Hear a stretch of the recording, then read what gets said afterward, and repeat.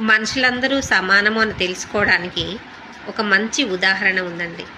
ఏంటంటే, గొప్పోడు చనిపోయినా శవమే అంటారు, పేదోడు చనిపోయినా శవమే అంటారు, ఎలాంటి కులస్థుడు చనిపోయినా శవమే అంటారు.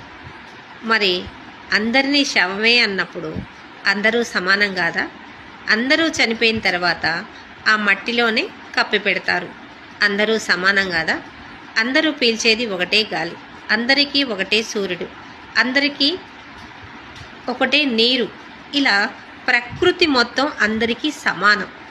అలా అందరికీ సమానమైనప్పుడు అందరూ సమానమని ఎందుకు అనుకోరు? డబ్బుందని అహంకారం కొంతమందికి, ఎక్కువ కులం ఉందని కొంతమందికి అహంకారాలు, ఎక్కువ మతం అని కొంతమందికి అహంకారాలు, ఇవన్నీ ఎందుకు? అందరూ సమానమని సంతోషంగా ఉండొచ్చు కదా.